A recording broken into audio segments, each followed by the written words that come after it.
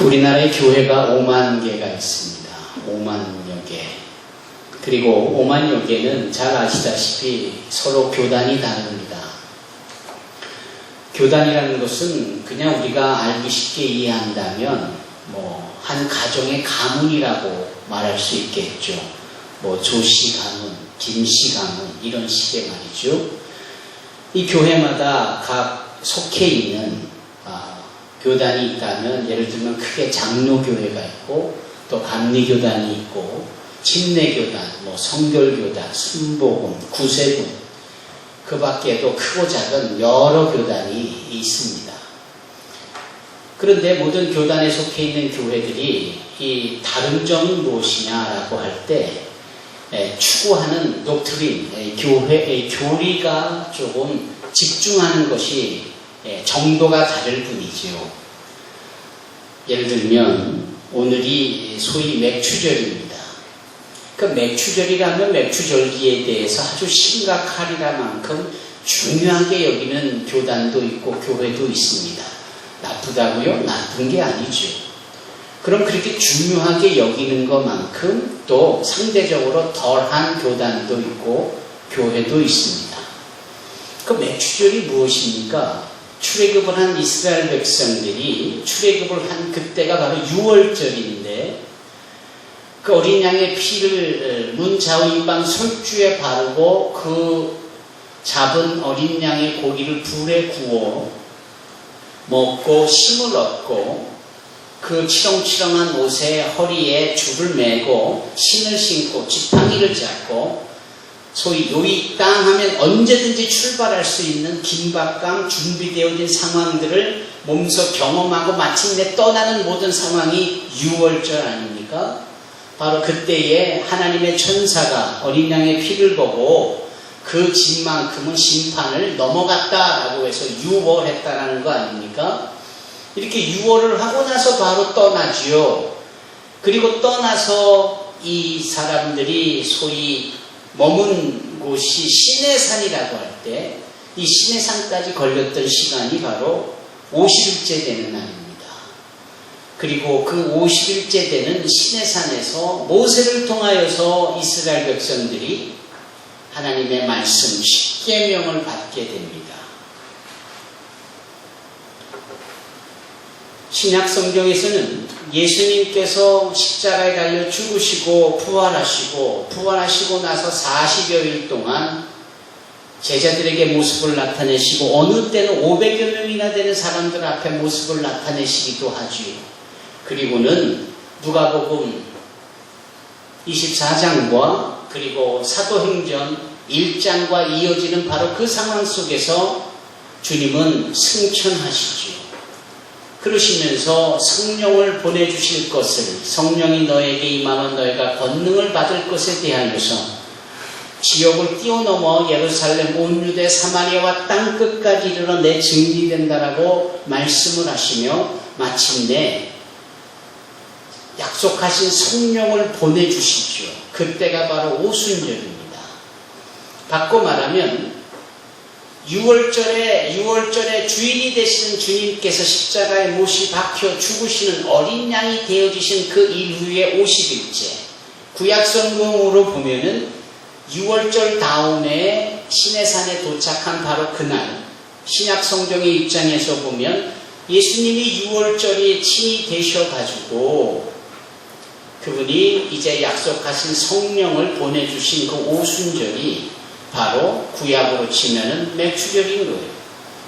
그 오순절과 그 맥추절은 같은 날입니다. 그래서 하나님께 말씀을 받은 날도 맥추절이고 또 성령을 받은 날도 맥추절인 거예요.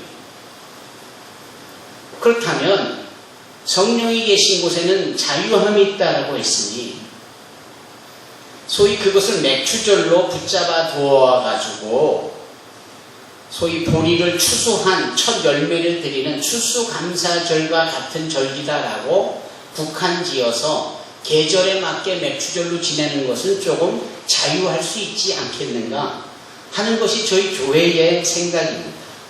조금씩 다르죠? 다르다고 틀린 게 아닙니다. 오히려 다름 속에서 더 성령의 오심을 사모하고 더 하나님이 주신 말씀을 지키려고 하는 강력한 의지가 있어야 된다는 것이죠. 자, 이런 식으로 교회마다 또는 교단마다 추구하는 바가 조금씩 다를 수 있어요. 그러면 이 다른 부분이 있어서의 공통점이 있다면 뭘까라고 했을 때 저는 그것이 사도신경이라고 생각합니다.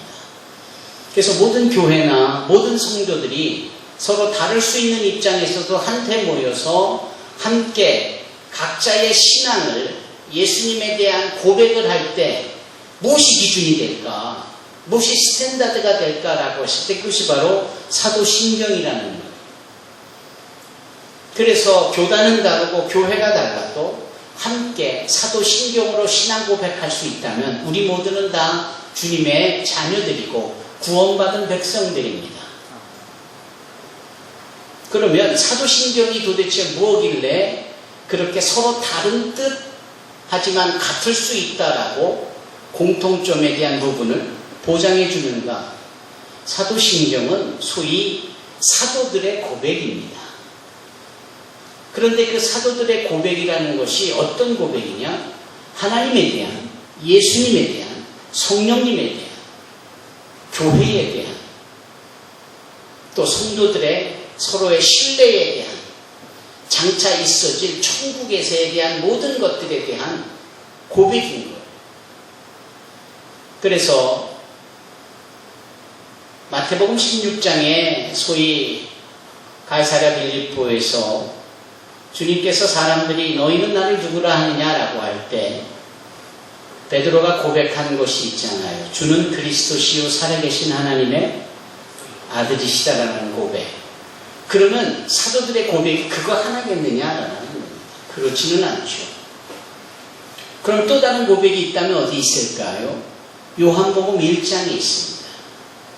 나다나엘의 고백이죠. 나중에 마돌로메라고까지 불리웠던 이 나다나엘의 고백이 베드로 못지않은 고백입니다. 한번 찾아보실까요, 여러분? 요한복음 1장입니다. 요한복음 1장 49절에 보면 나다나엘이 대답하되 라비여 당신은 하나님의 아들이시요 당신은 이스라엘의 임금이로소이다. 베드로의 고백과 비슷하지만 약간 다르지요. 이것도 사도의 고백입니다. 그럼 또 다른 고백이 있을까요? 같은 요한복음 11장에 보시면 한 믿음의 여인의 신앙 고백이 나오죠. 바로 마르다입니다. 요한복음 11장 27절에 보면 마르다가 이렇게 고백합니다. 주여 그러하외다. 주는 그리스도시요 세상에 오시는 하나님의 아들이신 줄을 내가 믿나이다. 또 고백이 있을까요? 요한복음 20장에 보면은 소위 도마라는 사도의 고백이 나옵니다. 요한복음 20장 28절에 도마가 대답하여 이르되 나의 주님이시요 나의 하나님이시니이다 라고 고백합니다.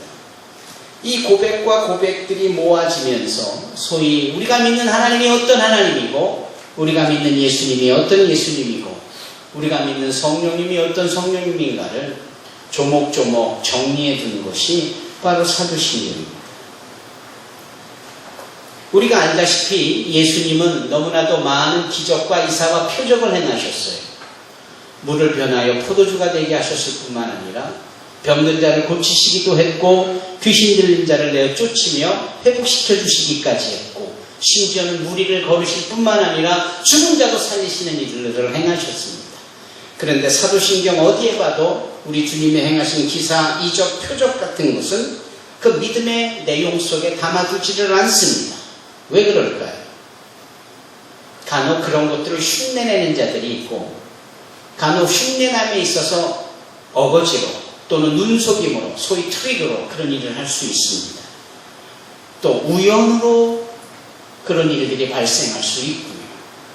귀신 나부댕이들을 불러다가 작두를 탄대는 동 살풀이 구풀이를 해나가면서 그런 일들을 행할 때 우연으로 그런 일들이 있을 수 있습니다. 심지어는 지성이면 감출이라는 말과 함께 그렇게 정성을 다하니까 병든 자식이 나았다는 식의 신뢰도 간간히 들려봅니다. 그렇다면 우연일 수도 있고 거짓일 수도 있고 눈속임일 수 있는 여러 가지 일들은 소위 주님이 행하신 기적과 이사와 표적으로 비추어 볼 때 괜히 주님의 행하신 놀라운 생명을 살리시는 일들을 경홀하게 대하는 일들이 있을 수 있는 거예요.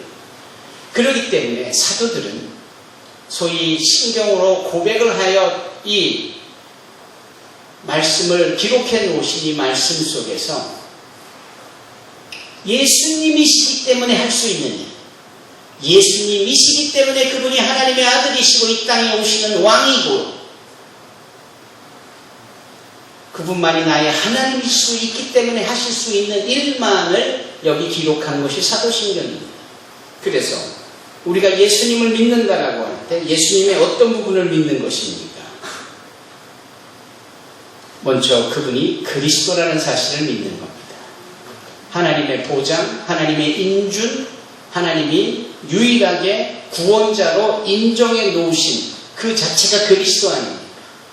그래서 예수를 믿는데 그분이 그리스도라는 사실을 믿어서 여기 우리가 이렇게 고백합니다. 우리 주 예수 그리스도를 믿사오니. 첫째, 그분은 성령으로 잉태하셨다라는 것을 믿습니다. 아무리 흉내를 내고 어쩌니 저쩌니 해도 성령으로 잉태되어진 분은 오직 한 분 예수님 외에는 없습니다. 당연히 동정녀 마리아에게서 났을 때 인간적 아비 없이 낳은 거죠. 그러나 지금까지 남자와 여자 부모 사이에 자식으로 난 자 외에 부모 없이 또는 한쪽 없이 저절로 생긴 자가 있습니까? 없잖아요. 오직 예수님이시기 때문에 하나님이시기 때문에 성령으로 잉태하사 동정녀 마리아에게서 나시는 거죠. 또한 본디오 빌라도에게 고난을 받으세요. 그런 하나님이 우리를 위하여서 대신 고난당하셨다, 아픔을 당하셨다, 치욕을 당하셨다, 능욕을 당하셨다. 도대체 우리를 대신하여 그럴 수 있는 분이 누가 있어요? 누가 있습니까 도대체? 군림하려 들고 존경받으려 들고 자기의 권력으로 모여진 사람들을 통치하려 들려고만 하지 그 소자라는 이름 하나에 자그마한 어린아이와 같은 하나를 위하여서 헌신하고 생명까지도 내놓는 그 희생하시는 이런 예수님, 이 예수님만이 하실 수 있는 일이지 누가 이런 일을 행하느냐. 그래서 우리는 이렇게 고백합니다. 본디오 빌라도에게 고난을 받으사 십자가에 못 박혀 죽으셨다. 그리고는 장사한 지 사흘 만에 죽은 자 가운데서 다시 살아나시죠. 우리가 이 사실을 믿습니다. 전 인류를 대상으로 볼 때 누가 다시 살아날 수 있습니까? 누가 다시 살아난 자가 있습니까? 옳은 말, 귀한 말, 가치 있는 말을 하신 분들은 꽤 많습니다만 죽음 앞에는 속수무책이 없고 그렇게 티끌이 되어간 지 오래이지 않습니까? 그러나 예수님은 귀한 말, 가치 있는 말뿐만 아니라 우리를 살리는 생명의 말씀을 하셨을 뿐만 아니라 어제나 오늘이나 영원토록 살아계셔서 동일하게 계신 분 아닙니까? 우리가 그 예수님이 이러한 하나님이라는 사실을 믿는 겁니다. 더더군다나 하늘에 오르세요. 하늘에 오르시죠. 승천하셨다 말씀입니다. 죽은 거와 하늘에 오르는 승천과는 다른 겁니다. 에녹과 엘리야가 하늘로 올라갔지만 하나님의 부름을 받아서 특별한 은혜 속에 올라간 것이지 땅과 하늘을 소위 주관하며 다스리는 속의 공간에 제한을 받지 아니하시는 분이 바로 여기 예수님이라는 사실을 우리가 믿는 겁니다. 그래서 일찍이 다윗이 시편 139편에 내가 하나님의 신을 떠나 어디로 가오리까? 내가 하늘에 올라가도 여전히 하나님이 거기 계시고 내가 음부에 내려가 내 자리를 펼치라도 여전히 거기 계시고 내가 새벽 날개를 치며 저 바다 끝까지 가도 여전히 거기 계시고 우리는 이러한 주님에 대하여서 무소부재 그분이 안 계신 곳이 없다. 부정의 부정이니까 강한 긍정이죠. 그분은 어디나 계신다. 우리가 이 사실을 믿는 겁니다. 그리고 전능하신 하나님 우편에 앉아 계시다가 그 전능하시는 바로 앞절에 우리가 전능하사 천지를 만드신 하나님인데 절대적이신 분인데 그 하나님의 보호자 우편에 앉아 계세요. 동일한 거 이퀄리티입니다. 동일한 거예요. 즉 예수님이 어떤 분이시라는 거예요. 하나님이라는 사실을 믿는 겁니다. 하나님 옆에서 시중드는 차원이 아니라 전능하신 하나님 보호자 우편에 왼쪽도 아니고 우편에 그리고 앉아 계시는 사랑하는 성도 여러분, 우리가 믿는 예수님은 이런 예수님이세요.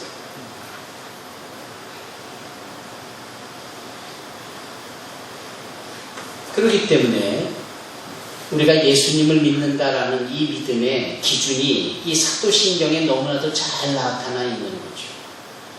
그래서 이것은 예수 믿는 모든 자들에게 동서고금을 막론하고 교단, 교파를 막론하고 기준이 될 수 있는 겁니다. Soul Criterion, 절대적인 기준이 될 수 있는 부분인 거죠. 그런데 이것을 우리가 너무나 잘 모를 때가 많잖아요. 언젠가도 제가 이런 말씀을 드린 것으로 기억이 됩니다만 오늘날 제가 교회에 있을 때 한 청년이 저를 찾아왔습니다. 자기를 이렇게 소개하더군요. 엘리야 재단이라는 단체에 속해진 성도라고. 그건 이단입니다. 오늘날 신천지와 같은 것이에요. 그런데 자기는 자기 교주를 절대적으로 믿어요. 뭘로 믿느냐면 예수로 믿는 거예요. 그래서 제가 물었죠. 그러면 너희 단체에서도 예배를 드릴 때 사도신경으로 신학을 고백을 하더냐? 한다는 거예요. 저는 깜짝 놀랐습니다. 이제 이단도 사이비도 사도신경을 한다라는 거예요. 그래서 제가 해보라고 그랬죠. 그랬더니 제 앞에서 주저리 하고 있습니다. 그런데 제가 듣다가 딱 멈추라고 한 때가 있었습니다. 그 영역이 어디냐면 이 부분이에요. 예수님에 대하여서 우리가 믿는다라고 하는 이 부분의 내용 끝자락에 있습니다. 하늘에 오르사 전능하신 하나님 우편에 앉아 계시다가 그리고 그 다음 말씀이 정말 중요해요. 저리로서 산자와 죽은 자를 심판하러 오시리라. 이 부분이 어느 영역입니까? 예수님에 대한 영역이거든요. 우리가 예수님을 믿을 때 그 예수님이 하나님의 보좌 우편에 앉아 계시다가 저리로서 산자와 살아있는 자와 예전에 죽은 자들 통틀어 심판하러 다시 오신다라는 거예요.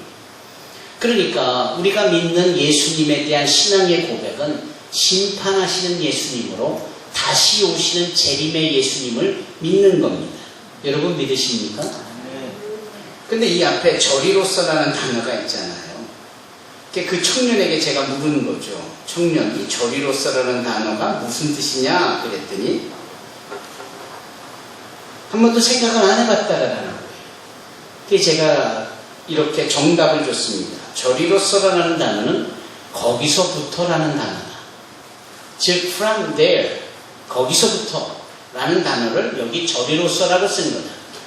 그러니까 너와 네 단체가 소위 고백을 할 때 예수님의 어떤 부분을 믿느냐라고 고백을 할 때 예수님이 하늘에 오르셨고 오르시기 전 이 땅에 오셔서 우리 모두의 죄를 대속하시기 위하여 고난당하시고 십자가에 달려 죽으셨다가 부활하셨고 하늘에 승천하셨고 하나님의 보좌 우편에 앉아 계셨고 거기서부터 산자와 죽은 자를 심판하러 이 땅에 다시 오실 것이다 라는 뜻이다.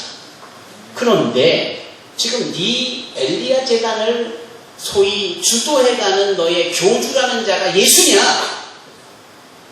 그 사람이 하늘에서 왔더냐? 말문이 막히는 거예요. 당연하지요. 그 교주도 버젓이 자기가 태어난 고향이 있고 자기를 낳아준 엄마가 있고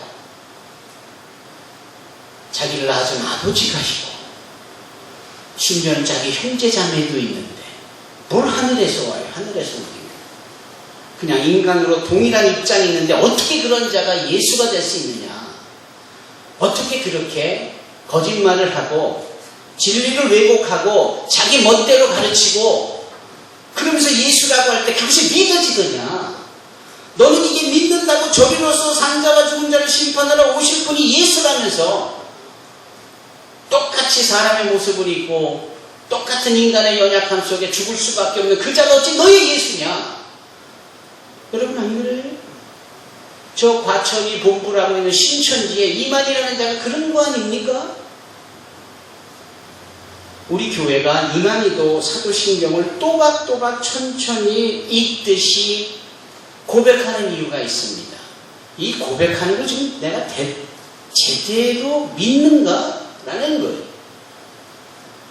간혹 다른 집회를 가거나 뭐 이럴 때 보면 그쪽에서 하는 사도신경을 따라갈 수가 없어요. 어찌나 빠른지. 저는 아직도 예수님 앞부분에서 고백하고 있는데 다 끝났어요. 웃자고 드리는 말씀입니다만 다시 바꿔 말씀드리면 사도신경 하나에는 정말 우리의 소중한 신앙의 고백이 담겨져 있습니다. 이것만 분명하게 믿고 이것만 분명하게 확신하면 우리는 너무나도 건강한 성도예요. 제가 늘 누누이 말씀드리는 것이 제발 식사기도 할 때도 그 시기로만이라도 진지하게 해보라라는 거죠. 그러면 우리는 모든 기도 생활에 성공적일 수 있고 기도의 능력을 맛볼 수 있습니다. 습관에 젖어서 대충 설렁설렁 그렇게 해서는 안 됩니다. 그러니 이 주님이 복음을 전해주고 성령의 회개가 있게 하셨고 이 나라의 경제 기반을 이끌어서 전 세계 선교까지도 맡겨진 이 나라 한복판에서 정말 그런 말도 안 되는 동성애자들의 축제가 열리고 그거를 수수방관하고 묵인하고 그걸 축제라는 이름으로 그냥 이렇게 표현해버리고 혹자들은 한국교회가 그런 걸 말할 수 있는 자격이 되느냐? 지금 자격 따집니까? 아니 미친 개가 들어왔으면 집안에 쳐들어왔으면 그거 어떻게 할 거예요? 미친 개를 설득시킵니까? 아니면 나도 왕년에 저렇게 미친놈 미친 개 같은 사람이었는데 내가 할 말이 없지 뭐 이러고 그냥 내가 떠날 겁니까? 뭔 소리 하는 거예요? 몽둥이들도 설치고 그냥 때려가면서 미친 개를 내쫓아야 맞는 거 아닙니까?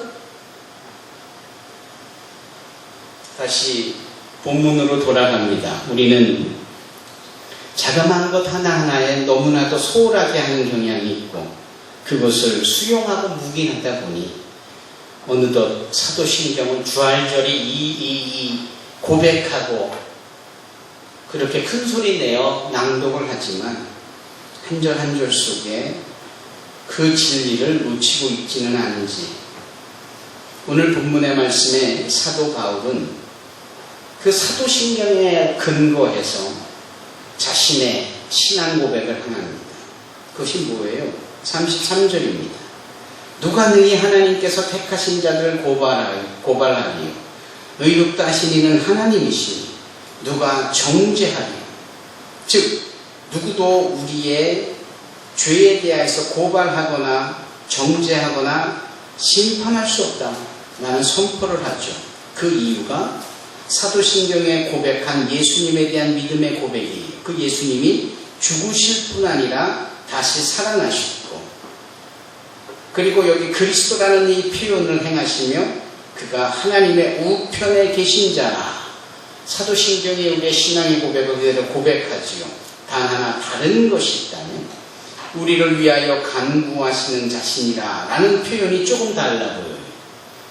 여기까지 왔으면 그분은 예수님은 우리를 위하여 이 땅에 심판하러 오실 분이다 라고 말해야 하는데 사도 바울은 이 부분에 대하여서 심판이 아닌 예수님은 우리를 위하여 간구하시는 변호하시는 우리를 보호하시는 우리를 구원하시는 분이시다 이렇게 고백하는 겁니다. 왜일까요 여러분? 너무나도 간단한 거죠. 하나님의 심판이 당신의 독생자를 믿는 자들에게 임하겠습니까? 믿지 않는 자들에게 임하겠습니까? 믿지 않는 자들에게 임하여 주는 것이 심판입니다. 심판의 기준이 되시는 예수님께서 친히 거기서부터 즉 하나님의 보좌 우편에서부터 산자와 죽은 자를 심판하러 오실 때 맞습니다. 예수님은 심판 주세요. 그러나 그분을 믿는 자들, 저와 여러분들과 같은 자들, 그 심판주인 예수를 믿는 자들은 심판이 아니라 구원인 것입니다. 그래서 심판의 날이 다가왔을 때 우리는 이렇게 말할 수 있는 거죠.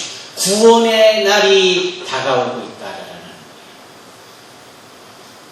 종교개혁을 일으킨 요한 칼빈이나 스빙글이나 또는 마르틴 루터의 공통적인 게 뭐냐면 이런 말이에요.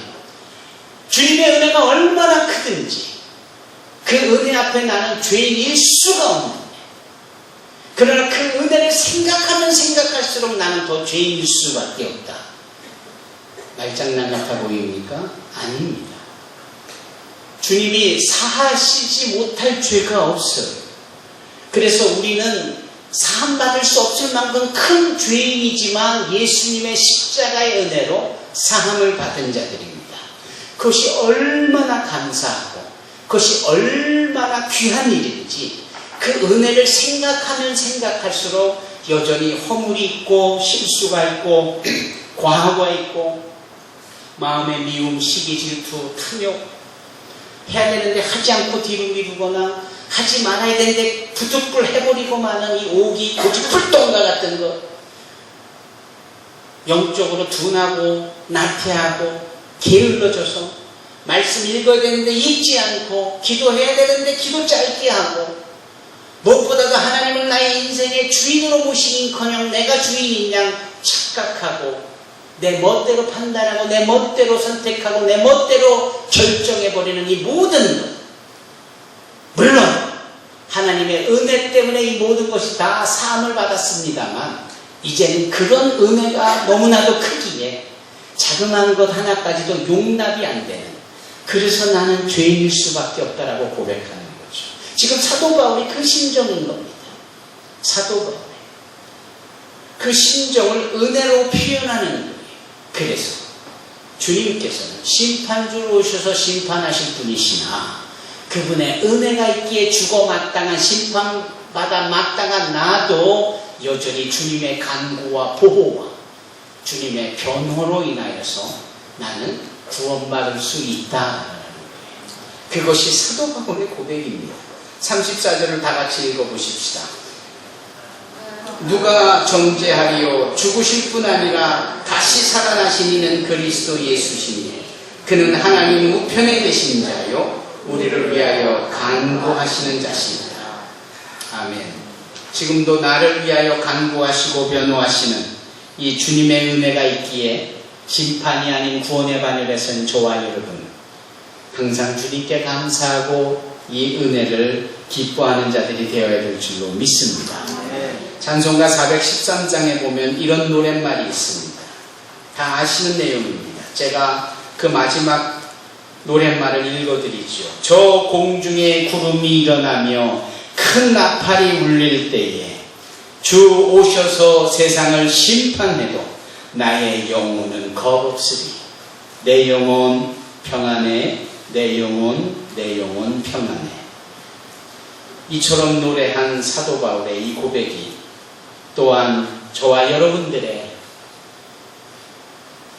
귀한 감사의 고백이 되기를 주님의 이름으로 축원합니다. 함께 찬양하십시다.